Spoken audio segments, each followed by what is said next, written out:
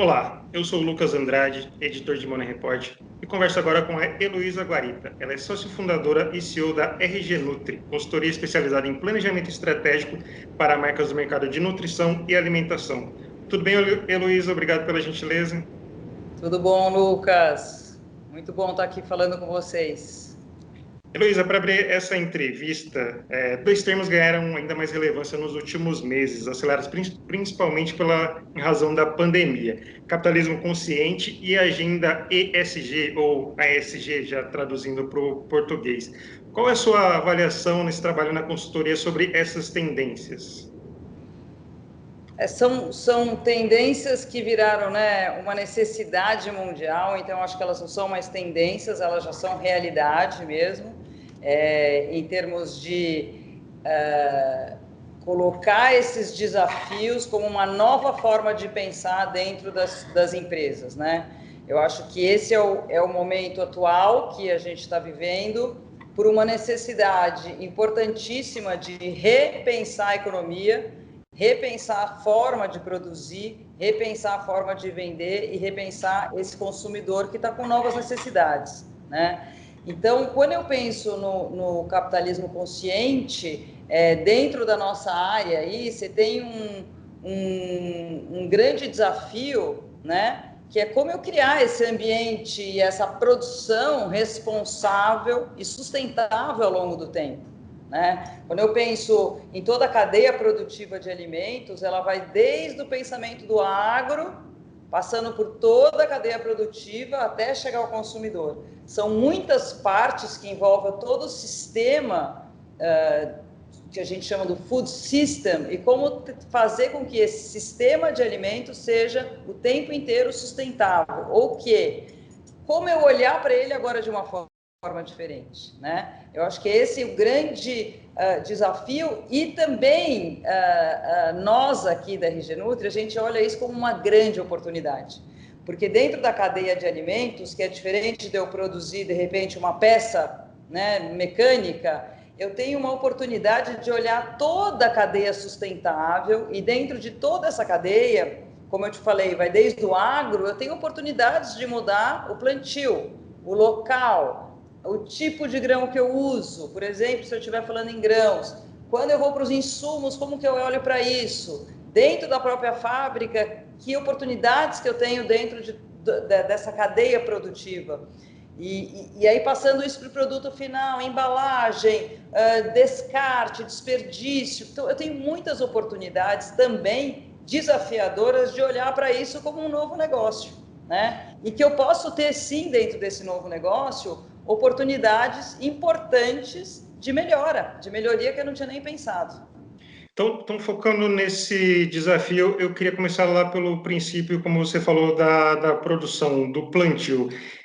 A gente agora deu uma amenizada por conta até da crise sanitária, da pandemia, mas no ano passado a gente teve vários problemas com relação ao desmatamento da Amazônia. Isso é uma grande preocupação, principalmente no exterior. Chegou a ser até discutida possibilidades de boicote a produtos brasileiros ou que foram produzidos no Brasil. Como tratar desse impasse, dessa agenda para resolver esse tipo de problema, para resolver esse tipo de situação que muitas vezes desperta uma preocupação no exterior? Seria muito simplista eu dar uma resposta, né? Porque senão a gente já estaria com alguns desses problemas resolvidos. O problema da Amazônia, ele é muito complexo, ele envolve muitas partes, muitos interesses, né? Dentro da parte de alimentos, o que é muito importante, na verdade, aí eu defendendo o que a gente tem de biodiversidade, é que muitas vezes eu deixo de usar o que eu tenho de produtos naturais da Amazônia e que eu posso fazer um tipo de manejo sustentável para aproveitar esses alimentos dentro da minha própria indústria, e uso outros produtos, ou faço com que esse manejo sustentável não aconteça.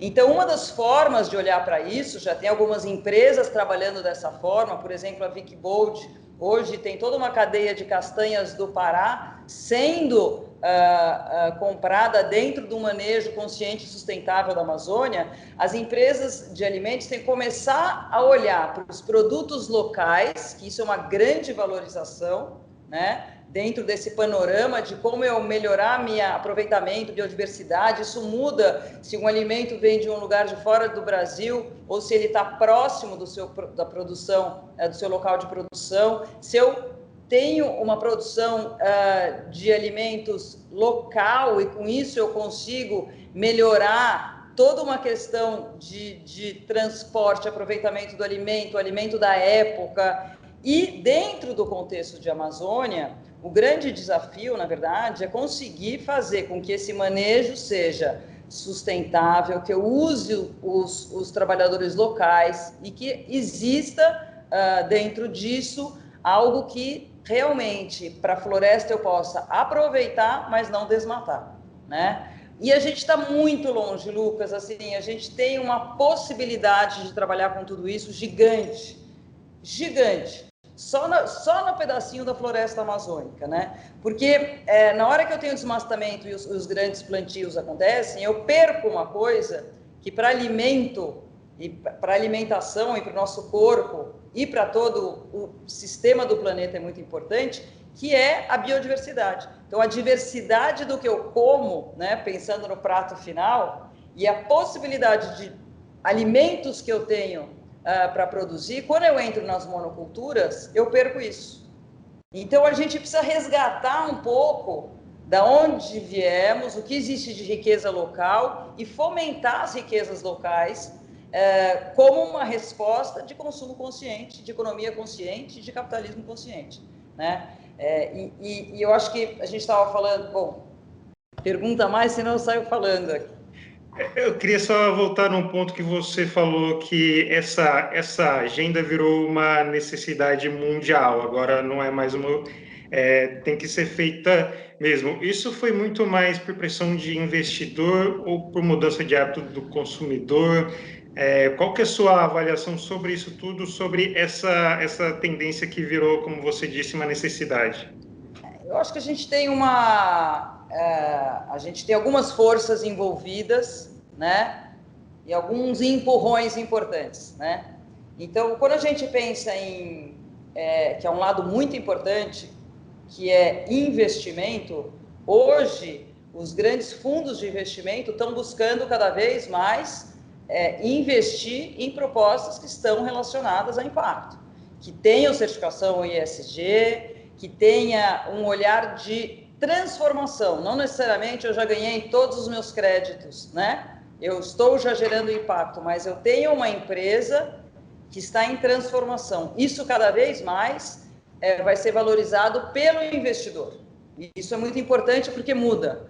No momento que eu tinha só o lucro como resultado, eu tinha um investidor olhando de uma forma. O novo investidor, cada vez mais, vai buscar ter uma carteira de investimentos com uma posição em fundos e negócios de impacto cada vez maior, né? Eu estava lendo alguns dados outro dia, parece que 36% dos ativos financeiros já tem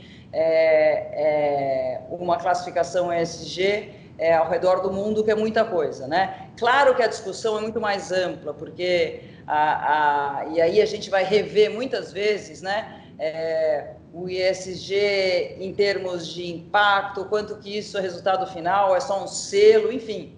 Aí é uma longa discussão que está por trás, que eu acho que tem muito ainda a amadurecer e que crescer. Mas no conceito primário, a transformação por uma nova forma de exercer a sua empresa, ela é muito importante, né? E em termos de alimentos, e dentro do mundo de alimentos, a gente tem oportunidades enormes. Então, isso em relação ao investimento. Quando eu penso em relação ao governo, de uma forma geral, né? E não só governo, mas, na verdade, a Organização de Saúde Mundial, que começou a pensar nisso por milhões de necessidades, né?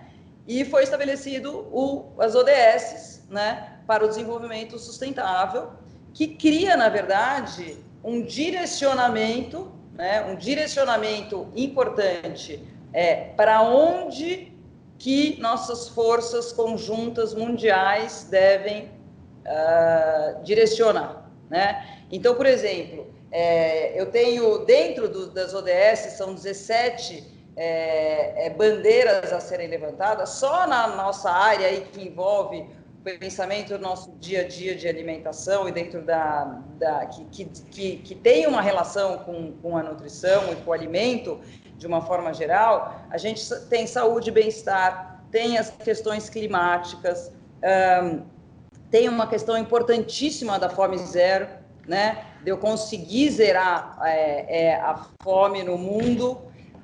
Eu tenho uma questão muito séria dentro de todo esse processo, que é todo o processo produtivo, como que a gente vai olhar para o processo produtivo.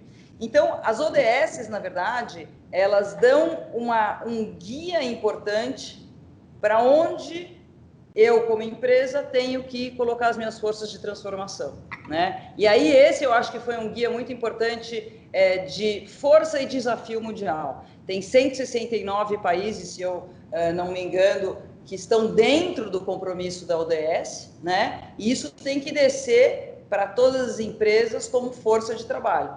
Então, voltando, né? Você perguntou quem é mais forte, né? É o mercado, são na verdade as regras que estão sendo colocadas como precisamos todos juntos mudar esse conceito, e depois o consumidor, né? Então o consumidor que talvez seja o mais sensível, né?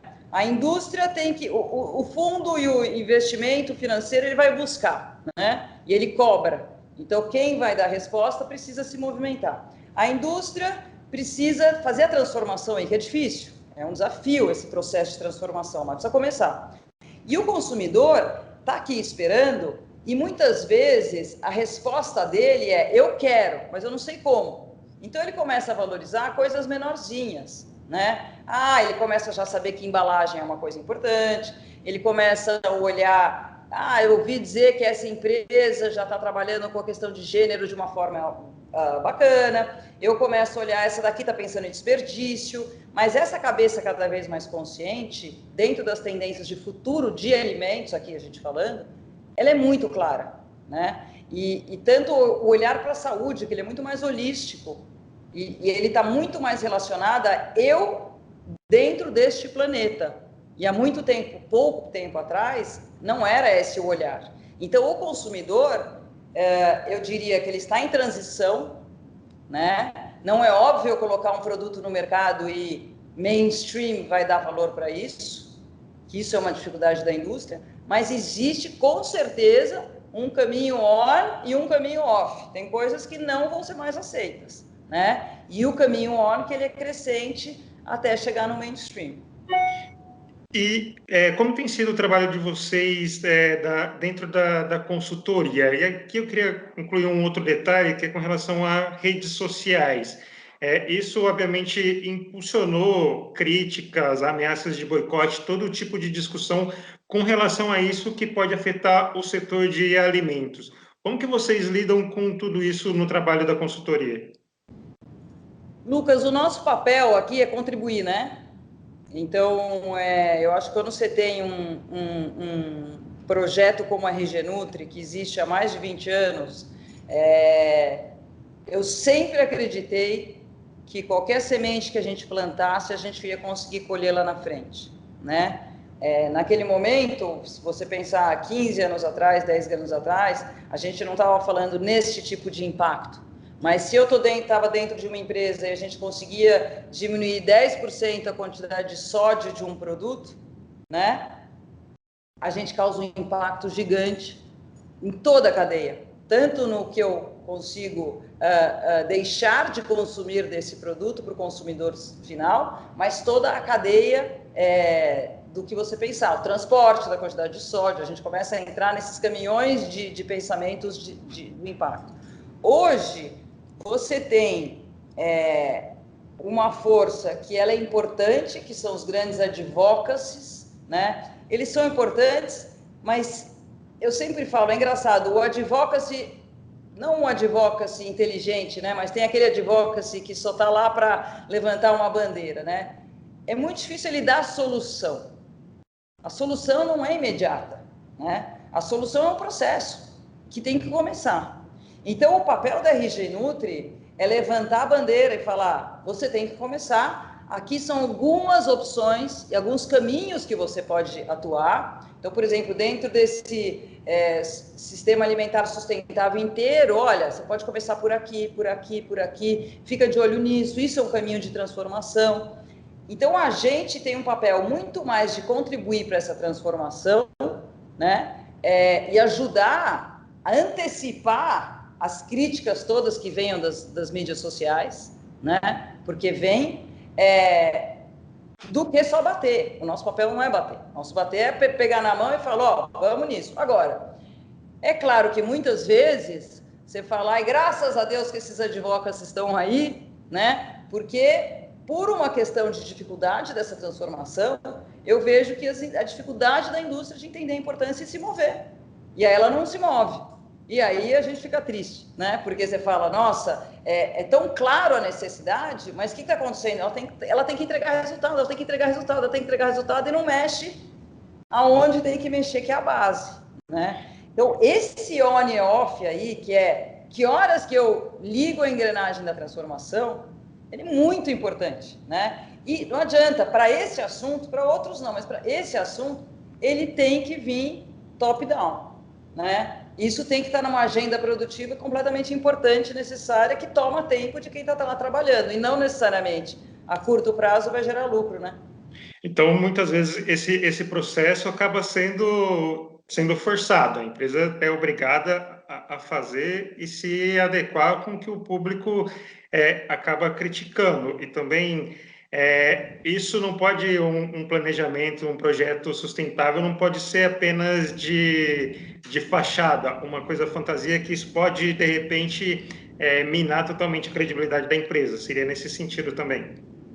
Não, de forma alguma, hoje, né, a gente já viu muita coisa de fachada acontecer, mas hoje não dá mais para ser fachada, né? O consumidor entende, percebe, vai atrás, e hoje, o que eu acho que mudou muito nesses últimos anos, é que eu tenho uma voz pública muito importante, eu tenho uma voz do consumidor, eu tenho uma voz de ONGs, eu tenho uma voz e legislações que são mudadas por projetos ativistas, né? Por exemplo, a nossa lei relacionada à necessidade de colocar sobre produtos alergênicos no rótulo, ela sai de um movimento de mães com filhos alergênicos, né? Com problemas diferentes de alergia. Ela não sai do Ministério da Saúde, né? Claro que o resultado vem dali, mas ela sai de um movimento ativista que é uma realidade hoje no mundo. Então, o que a gente vê, assim, de como esse caminho acontece, né? Que eu acho que esse é o desafio. O consumidor, como você está falando, muitas vezes ele não está pronto para o resultado, né? O que é pronto para o resultado? Ele não consegue dar valor na dificuldade, no trabalho e no gasto de tempo e de dinheiro que aquela empresa teve em fazer toda essa mudança. Isso, para a cabeça do departamento de marketing, para a cabeça de departamento de produto, para o CEO que tem que entregar resultado, é muito difícil. Eu não sei se você viu, uma notícia assim, que para mim assim, é muito significativa e triste, né, que o CEO, o Emanuel Faber, CEO da Danone Mundial, depois de muitos anos de trabalho, de transformação da Danone para uma empresa B e de encabeçar todo como um B-Team Leader, todo esse processo de transformação das empresas, foi afastado da empresa agora por causa de resultados. É muito triste, entendeu? Porque você fala, ele não conseguiu ainda, né? Ele está na frente do tempo. Ele está na frente do tempo. Então, assim, o que não pode acontecer, você fala assim, qual que é seu medo? O meu medo é, de novo, a gente, ESG vira um selo, né? E ele é um selo de, como o ISO 9002 que a gente tinha e tal, ele é um selo de qualidade que eu preciso ter, mas a transformação não acontece, né? O interessante realmente é que se essa transformação, que ela parte dessa visão diferente de toda a cadeia, de fato ela acontecer. Luísa, para a gente fechar essa entrevista, a gente sempre fala, é uma coisa meio batida, que o Brasil é o país do futuro. Sempre tem alguma coisa que o Brasil vai decolar. Isso diminuiu um pouco, até por conta da crise, da pandemia, mas de acordo com essa agenda do capitalismo consciente, da agenda ESG, qual que é o potencial desse mercado aqui para o Brasil? E mais uma coisa, qual que é o retorno para a empresa quando ela gera impacto positivo na sociedade?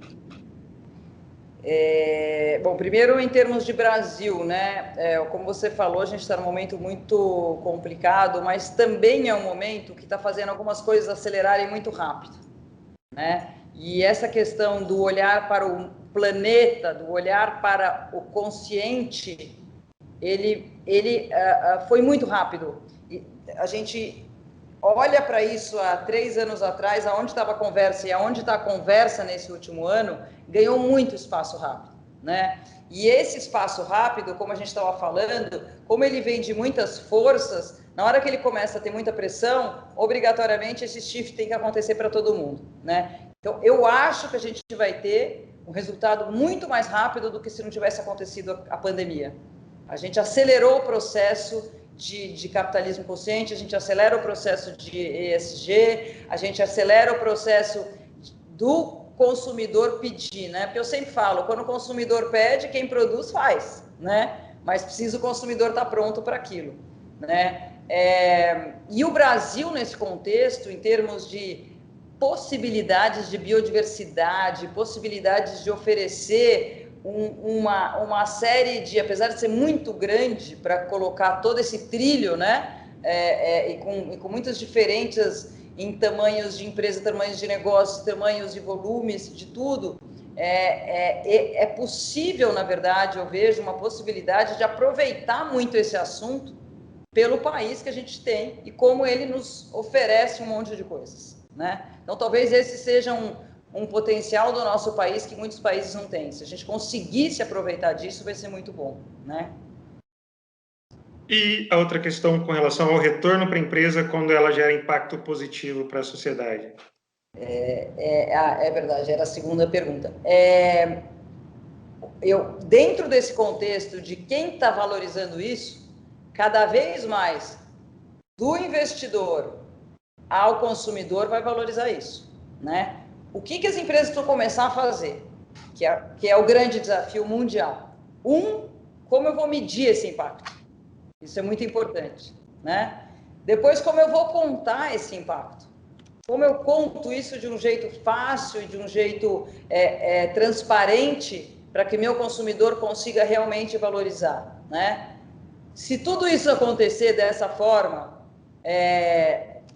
esse valor do impacto hoje, ele vai ter hoje e amanhã, com tudo isso acontecendo, um valor que não é financeiro necessariamente. Ele pode ter economizado, por exemplo, muito na cadeia dele, ter gerado lucro em relação a isso, mas independente disso, essa empresa vai ser valorizada muito também, percentualmente, né, se ela entregar impacto. E que não necessariamente isso significa que essa geração de impacto, ela gera lucro para a empresa. A empresa que que gera impacto, ela pode e ela deve gerar lucro. Capitalismo consciente não significa ninguém ganhar dinheiro, né? Isso é uma coisa que é um conceito que é muito importante, né? Você tem que conseguir manter, na verdade, a lucratividade da empresa pensando diferente, né? Agora, a valorização disso, de novo, para o investidor, até em todo o seu processo, para quem trabalha nas empresas, para quem vai trabalhar nas empresas, a geração nova, se não tiver esses assuntos básicos, ela nem começa a conversa, né? Então, a valorização disso, ela vai ser cada vez maior em todos os níveis de percepção, né, de quem investe, de quem trabalha, de quem consome essa empresa. Heloísa, muito obrigado. Queria agradecer novamente a sua gentileza em conversar com a gente, esclarecer as nossas dúvidas. Obrigadíssimo vocês, um prazer. Estou aqui sempre que a gente precisar trocar essas ideias. O Nepad conversou com a Heloísa Guarita, sócio fundadora e CEO da RG Nutri. Obrigado pela atenção e até a próxima.